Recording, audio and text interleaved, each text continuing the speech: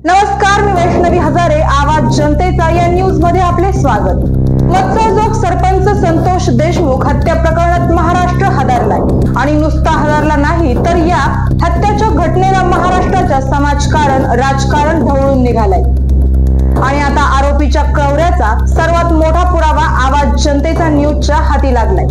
संतोष देशमुख यांची हत्या करतानाचे आरोपीचे फोटो हाती लागले। माणसाच्या स्वरूपाला हैवान कॅमेऱ्याने कैद केलाय। हे फोटो पाहून हा आपला महाराष्ट्र आहे ना असा प्रश्न प्रत्येकाला पडल्याशिवाय राहणार नाही। तर गेल्या जवळपास 2.5 महिन्यापासून संपूर्ण महाराष्ट्र ज्या प्रकरणाची चर्चा करत आहेत त्याच प्रकरणातले ते फोटो आहेत। संतोष देशमुख यांची ज्यावेळी हत्या झाली त्या हत्येनंतरचे हत्या घडण्याच्या प्रसंगातले त्या क्षणाचे फोटो आहेत आणि किती क्रूरपणे किती अमानुषपणे ही हत्या करण्यात आली आहे याचे हे पुरावे आहेत। संतोष देशमुख हत्या प्रकरणाची माहिती तोंडी सांगितलेली होती, अनेकांनी साक्षीदार देखील समोर आणले होते आणि अनेकांनी वर्णन सुद्धा केली होती। मात्र हे अत्यंत महत्त्वाचे आणि खळबळजनक असे फोटो सरपंचाच्या क्रूर हत्येचे हे पुरावे आहेत। ही हत्या नेमकी कशी झाली, किती क्रूरपणे ही हत्या करण्यात आली याचा हा पुरावा आहे।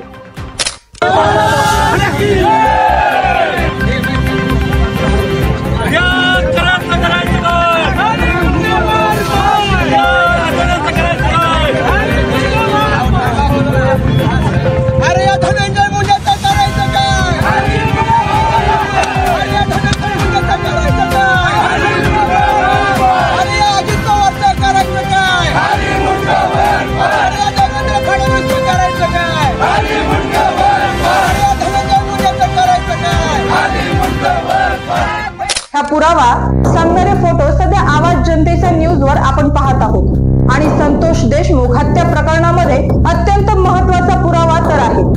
फोटो ठरणार आहेतच, मात्र कवड्याची परिस्थिती म्हणजे काय आहे, कशा प्रकारे एखाद्या व्यक्तीची हत्या केली जाऊ शकते या सगळ्या गोष्टी समोर आणणारी अशी ही गोष्ट आहे।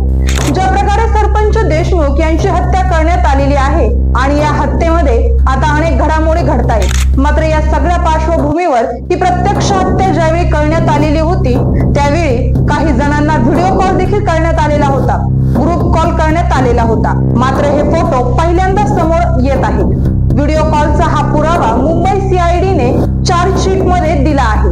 ग्रुपवर व्हिडिओ कॉल करणारा आरोपी कृष्णा आंधळे कुठे आहे त्याचा शोध अजून लागला नाही, तो पोलिसांना अजून सापडलेला देखील नाही।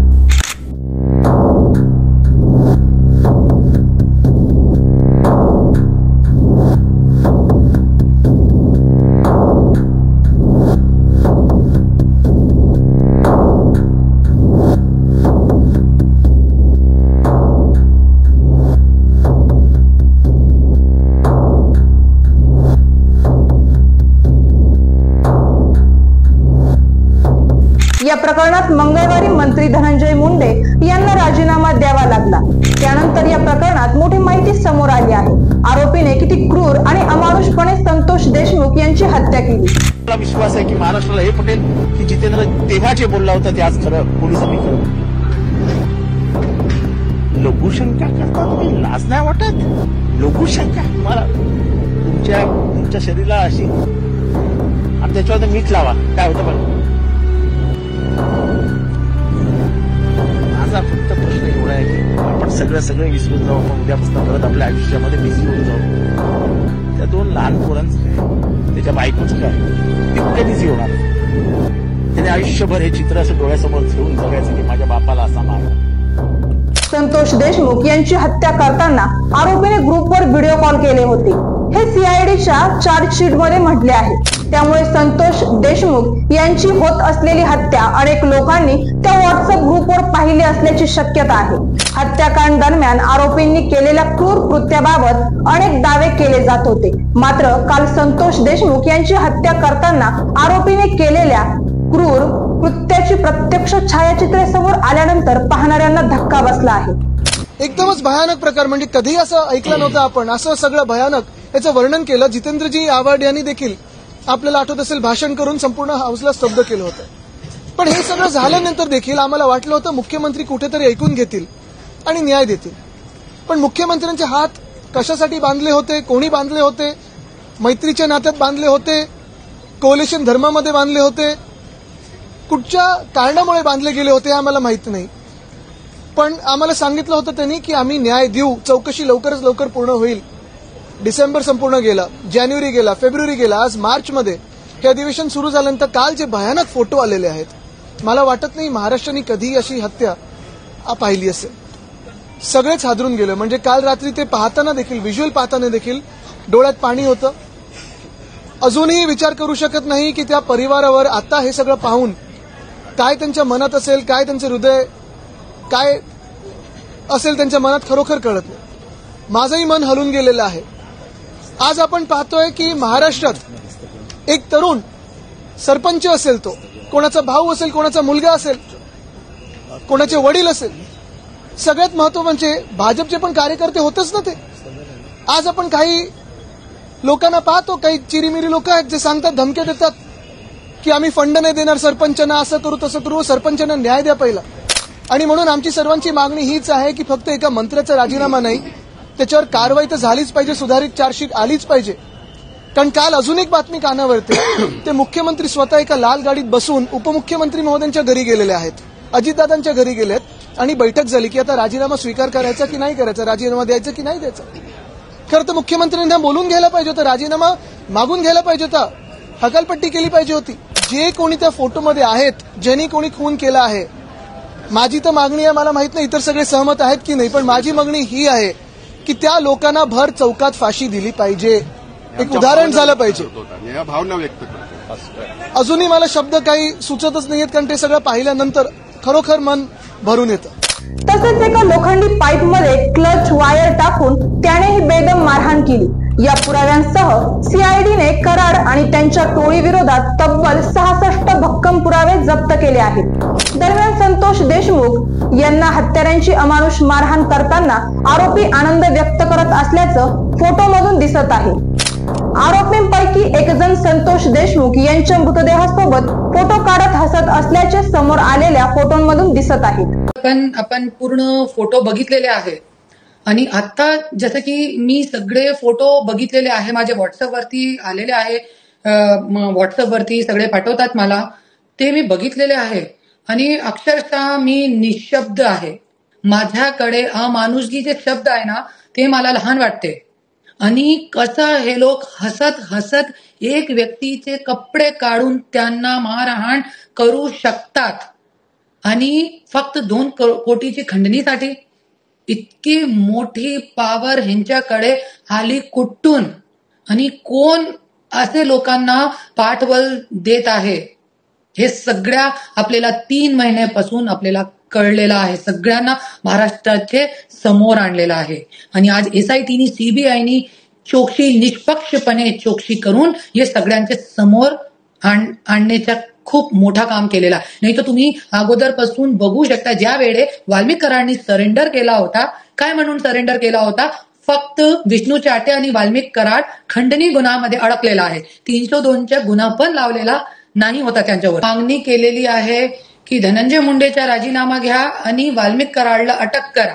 आणि ज्या लोकांनी हे लोकांना सपोर्ट केलेला आहे, ज्या वेळे 1 महिने जे वाल्मिक कराड गायब झाला होता, त्या 1 महिने त्यांनी कोण व्यक्ती त्यांना सपोर्ट केलेला आहे, त्या सगळ्यांना त्याच्यामध्ये आरोपी करा. आणि जशी हे लोकांनी माणुसकी दाखवून आणि इतकी निर्घुण हत्या केलेली आहे, तसंच जनतांचे समोर हे लोकांना फाशीची सजा मिळाली पाहिजे. आणि जसं की वाल्मिक कराडांनी स्वतःनी सरेंडर असताना म्हटलेलं आहे की जे आरोपी आहे त्यांना, जे कोणी दोषी असेल त्यांना फाशीची सजा झाली पाहिजे. धनंजय मुंडेंनी स्वतः म्हटलेलं आहे, देवेंद्र फडणवीस साहेबांनी स्वतः म्हटलेलं आहे की फाशीची सजा व्हायली पाहिजे, कोणालाही सोडसुट्टी देणार नाही. क्योंकि हे माणुसकीला खूप काळीमा फासणारी घाणेरडा कृत्य झालेला आहे.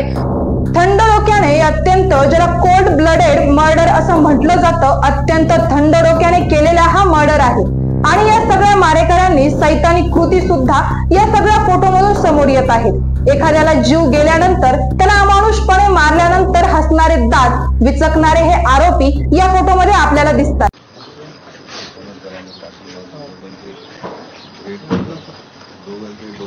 झालेल्या दिवशी, पण ज्या पद्धतीने समोर आलेले आहेत ते फोटो बघून देशमुख कुटुंब पूर्णपणे हादरलेलं आहे आणि जरांगे पाटील संपायला आले, पण बघतोय म्हणून जरांगे पाटील धनंजय देशमुख आपली भावना व्यक्त करतात.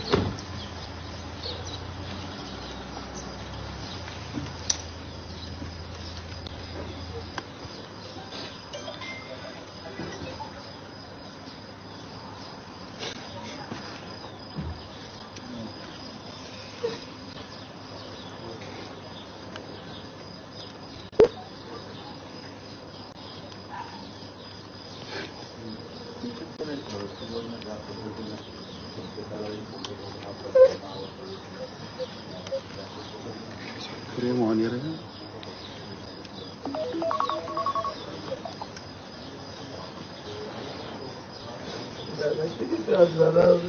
माझ्या भावाला आई वडिलांपेक्षा जास्त आईला पण माहितीये, बायकोला पण माहिती माझ्या बाबाला लय जपत होत.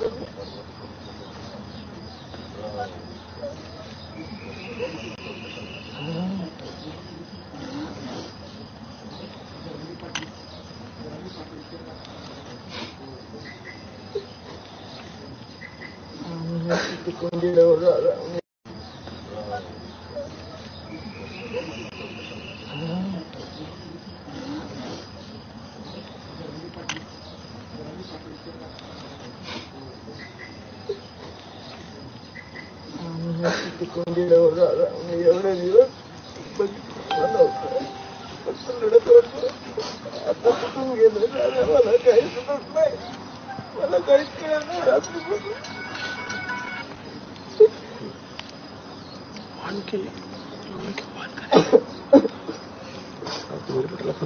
मी काम करतो.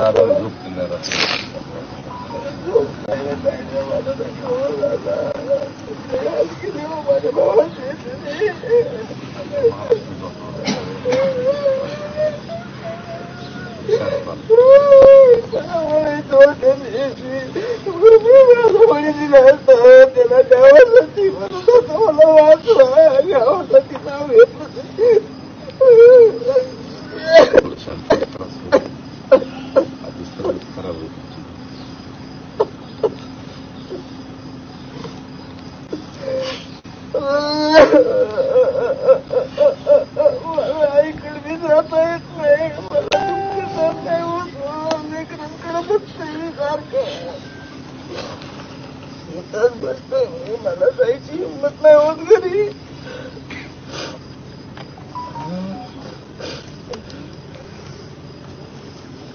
माझ्या झाल्यावर बघत नव्हतं एवढ्या दिवस काय चाललंय. फक्त लढायचं. अरे बंद कर, फेक.